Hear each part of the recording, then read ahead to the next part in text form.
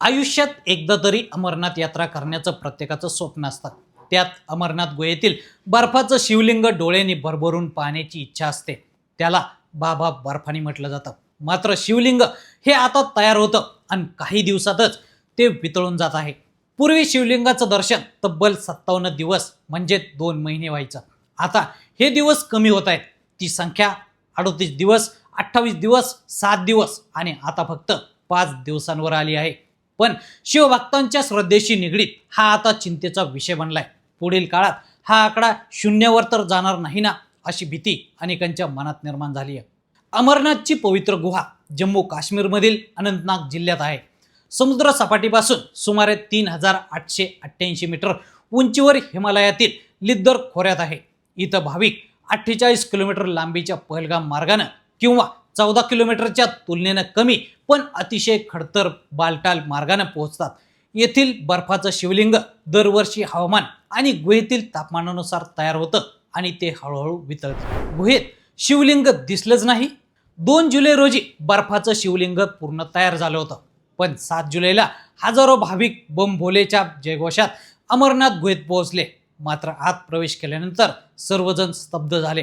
कारण जिथं बाबा बर्फानींचं हिमलिंग असतं तिथं फक्त ओला दगड दिसत होता. पण नैसर्गिक हिमलिंग पूर्णपणे वितळलं होतं. त्यावेळी सुमारे 3 लाख भाविक यात्रेच्या मार्गावर होते. अनेकांनी महिन्यापूर्वी नोंदणी केली होती, तर काहींनी अनेक वर्षांची बचत करून ही यात्रा गाठली होती. मात्र यंदा त्यांना अपेक्षित दर्शन लाभलं नाही. बाबा बर्फानींचं हिमलिंग कसं तयार होतं? अमरनाथ गुहेतील शिवलिंग हे कोणत्याही व्यक्तीनं किंवा यंत्रानं तयार केलेलं नसतं. गुहेच्या छतावरून पाण्याचे थेंब पडतात.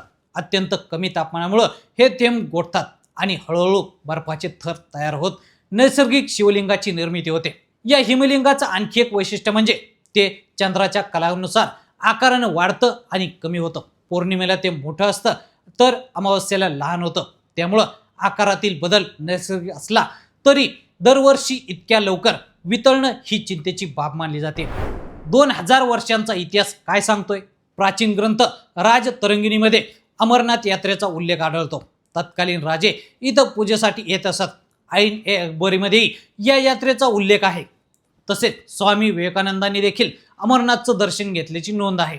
हजारो वर्षांच्या इतिहासात अनेक राजवटी बदलल्या, पण बाबा बर्फानींचं नैसर्गिक प्रकट होणं कायम राहिलं. त्यामुळं आता इतक्या झपाट्यानं हिमलिंग वितळण्यामागं नेमकं कारण काय, हा प्रश्न उपस्थित होतोय. अमरनाथ यात्रेला वाढती गर्दी आणि विकासाचा परिणाम. पूर्वी अमरनाथ यात्रा ही कठोर तपश्चर्या मानली जात होती. आज ती तुलनेनं अधिक सुलभ झाली आहे. गुहेजवळपर्यंत लंगर, विविध सुविधा आणि मोठ्या प्रमाणावर पायाभूत विकास झाल्यानं यात्रेकरूंची संख्या प्रचंड वाढली आहे. हिमालयीन प्रदेशात इतर पर्वतीय भागांच्या तुलनेत अधिक वेगानं तापमान वाढ होत आहे. गेल्या 2 दशकात यात्रा मार्गावरील रस्ते रुंद करण्यात आले. तात्पुरत्या निवासस्थानांमध्ये वाढ झाली. मोठ्या प्रमाणावर जड यंत्रसामग्रीचा वापर वाढल्यानं इथं प्रदूषण वाढल्याचा परिणाम असल्याचं वैज्ञानिकांचं मत आहे. 2013 मध्ये यात्रा संपण्यापूर्वीच हिमलिंग वितळलं होतं. तर 2016 मध्ये फक्त 10 दिवस दर्शन झालं. तर 2018 मध्ये 29 दिवस हिमलिंग दर्शनासाठी होतं. 2022 मध्ये फक्त 18 दिवस दर्शन झालं. तर 2024 ला फक्त 7 दिवस दर्शन झालं आणि आता 2026 मध्ये अवघे 5 दिवस हिमलिंग टिकले. काही जण यामागं भगवान शिवाचा कोप असल्याचं मानतात, तर काहींच्या मते हे हवामान बदलाचे स्पष्ट परिणाम आहेत. सनातन परंपरेनुसार शिव म्हणजेच प्रकृती आणि प्रकृती म्हणजेच शिव. त्यामुळं निसर्गाचं नुकसान झालं तर त्याचा परिणाम फक्त पर्यावरणावरच नाही तर श्रद्धेवरही होतो. यावर उपाय काय? तर यात्रेसाठी दरवर्षी मर्यादित संख्येनं भाविकांना परवानगी द्यावी. प्लॅस्टिकच्या वापरावर पूर्णपणे बंदी घालावी. गुहेच्या परिसरातील बांधकामांवर कठोर नियंत्रण ठेवावं. पर्यावरण संवर्धनाला सर्वोच्च प्राधान्य द्यावं अशी मागणी होत आहे. तर मंडळी, या संपूर्ण प्रकरणाबद्दल तुम्हाला काय वाटतं? आम्हाला कमेंटमध्ये नक्की कळवा आणि असे नवनवीन माहितीपूर्ण व्हिडिओ पाहण्यासाठी लेट्स अप मराठी फॉलो करा.